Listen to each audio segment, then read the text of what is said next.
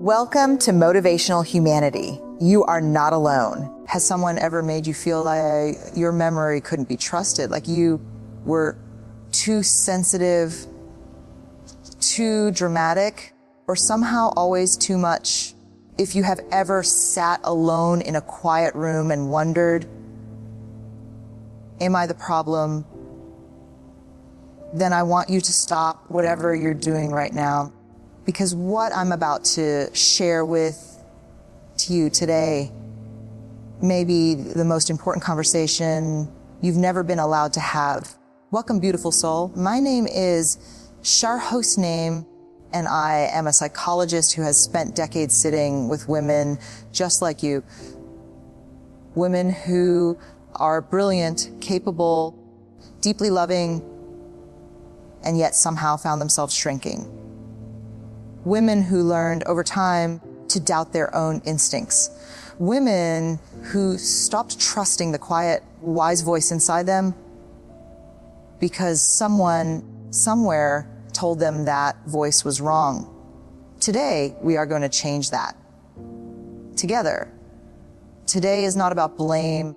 It is not about anger, though there may be some of that, and that is perfectly okay. Today is about something far more sacred. Today is about coming home to yourself. Before we can heal anything, we have to be brave enough to name it. Gaslighting.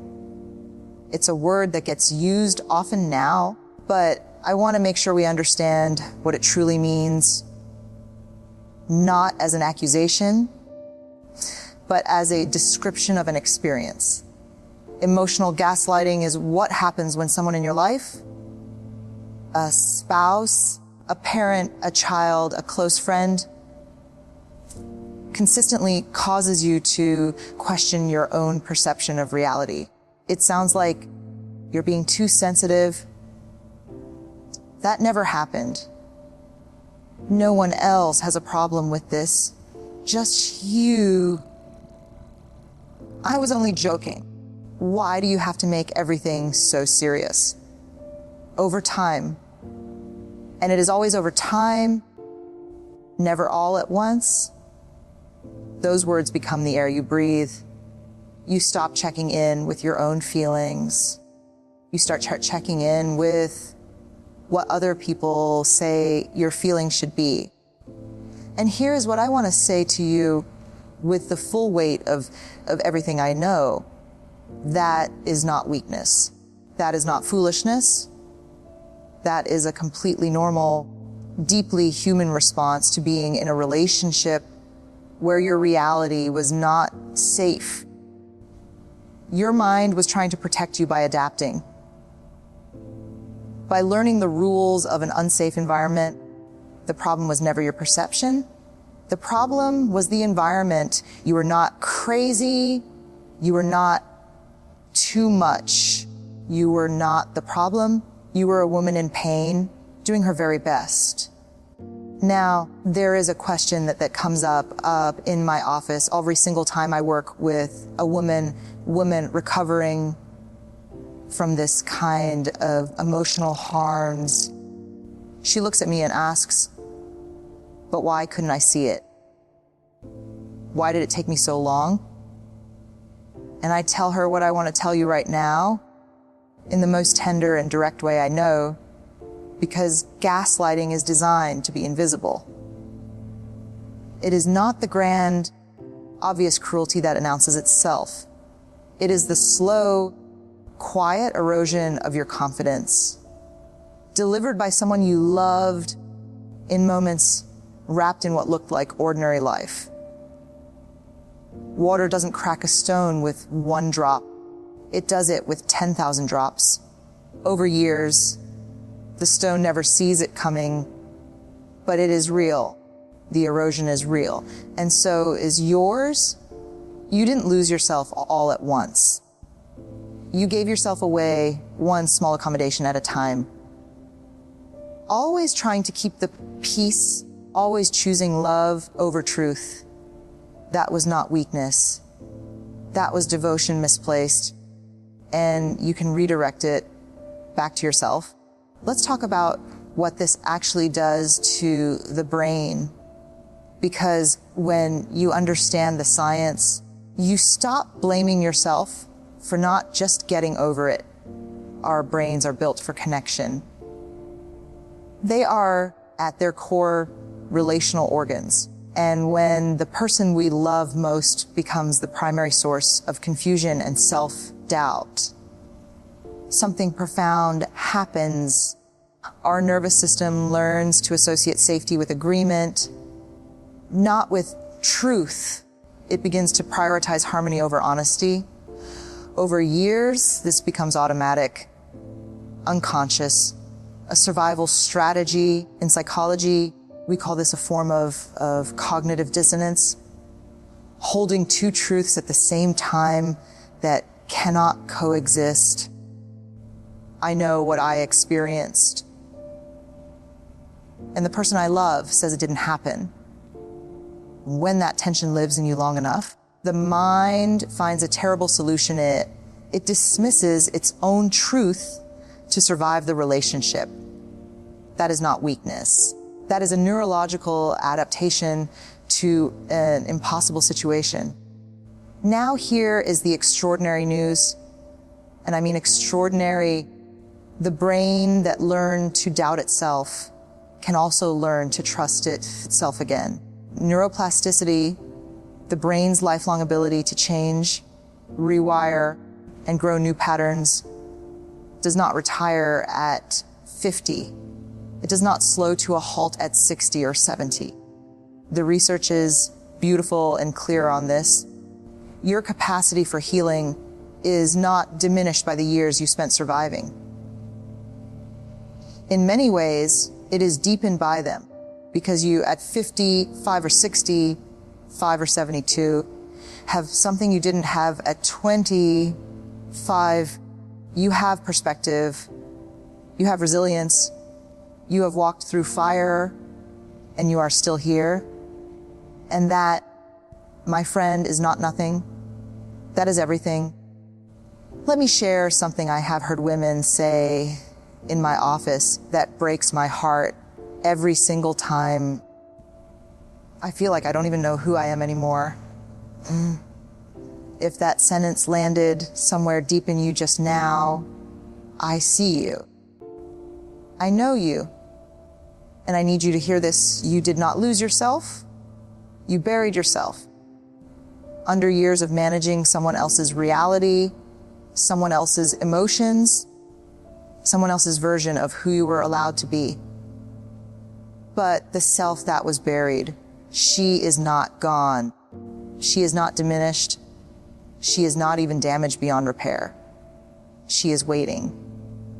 Patient as only wisdom can be. Warm as only love can be. And the path back to her begins with a single powerful act, believing that your perception of your own life is worth trusting again. If you have a sister or a dear friend who has been made to feel small, who has started sentences with, maybe I'm wrong, but more times than she should, would you pause this video right now and share it with her? She needs to hear what comes next. The moment you stopped questioning your own perception and started questioning the relationship, that was not the beginning of destruction. That was the beginning of your healing. Over 20 years of working in this field, I have identified 5 specific ways that emotional gaslighting wounds a woman's sense of self. I'm going to walk you through each one, not to reopen pain, but so that you can finally name what happened and begin to release it. When someone consistently tells you that events you clearly remember didn't happen the way you remember them, they are stealing something sacred, your narrative, your own story. Over time, you stop trusting your memories. You start adding qualifiers. I think I might be wrong, but maybe I'm remembering this incorrectly.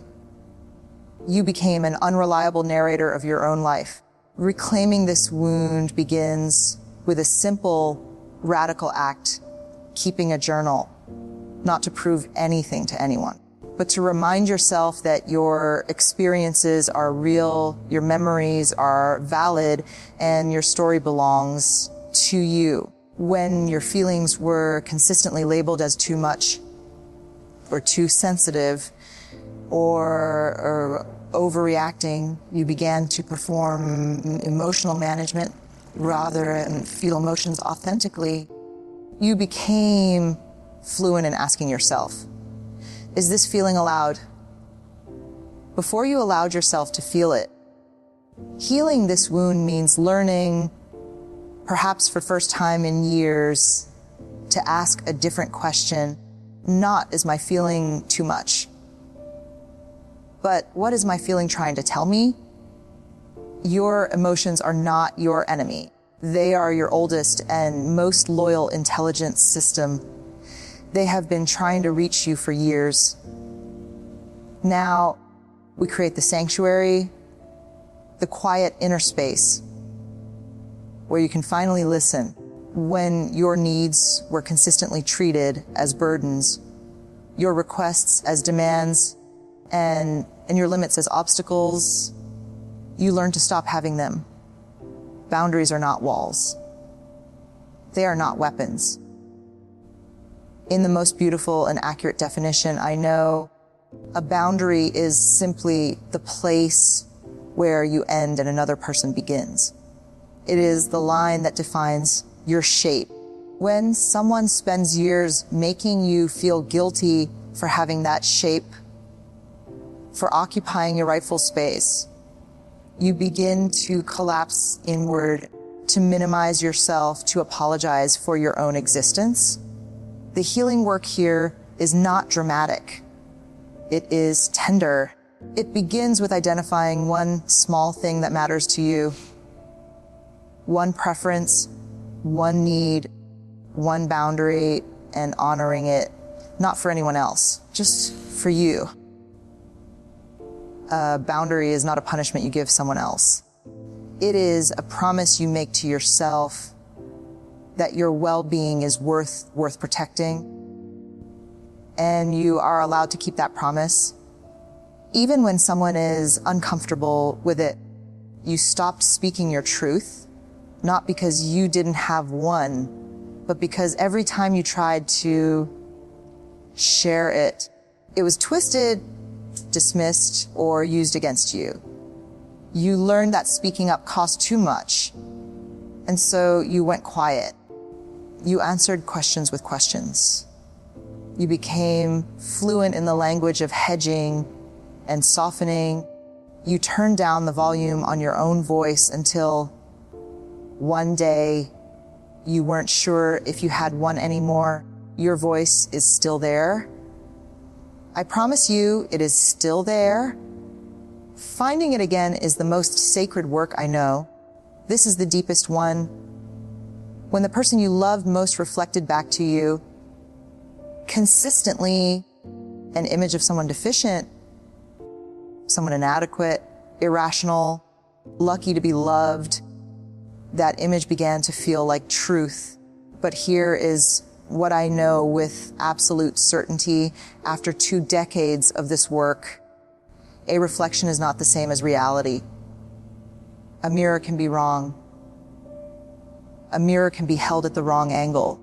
A mirror can be held by someone who needed you to look small so they could feel large. The truth of who you are was never in that mirror. It was always in you. We've done the hard work of naming. Now let's talk about something I love deeply, something that gets called many things in psychology, but that I simply call it the turning. The turning is the moment, and it is almost always a moment, not a grand event, when something inside you says, enough, not with rage, not with drama, sometimes with nothing more than a quiet interior shift, a gentle but immovable I am worth more than this. For some of you, that turning happened years ago and you are still living in its aftermath, still figuring out what the new territory looks like. For some of you, it is happening right now, in this very moment, watching this video. And for some of you, and I say this with the deepest compassion, it has not happened yet, and that is okay too. The fact that you are here means something in you is getting ready. Healing is not linear. It is not a staircase you climb in tidy steps. It is more like a garden. Sometimes you water it, sometimes the frost comes, sometimes something blooms that you weren't expecting at all. And that's okay. You are not behind. You are not too late. You are exactly where you are, and where you are is the perfect place to begin. Let me give you something practical now, something you can begin today. I call it the 3-question practice. It takes 3 minutes, and you can do it anywhere. Every morning, before you check your phone, before you respond to anyone, sit quietly and ask yourself these 3 questions. Not what I should feel, not what I've been told to feel. What do I actually feel right now in this body, in this heart? Not what would make everyone else comfortable. What does this woman, this wise, beautiful, worthy woman actually need today to feel tended to? Not a grand gesture. A whisper is enough. A glass of water. A walk without purpose. Reading 1 chapter of a book you've been meaning to open. 5 minutes of silence that belongs entirely to you. This is how identity returns, not in floods, but in drops. Not in declarations, but in daily, faithful acts of self-honoring. You cannot reclaim a self that you are still abandoning every morning. The first act of healing is to show for yourself the way you showed up for everyone else. With patience, with presence, with the grace of someone who believes the effort is worth it. I also want to talk about something that is often the silent casualty of long-term emotional gaslighting. When you have been conditioned to doubt your own perceptions, it becomes very hard to trust your read of other people. You might have withdrawn from friendships. You might have become someone who over-apologizes, who second guesses her own presence, who wonders if she is too much even among women who love her.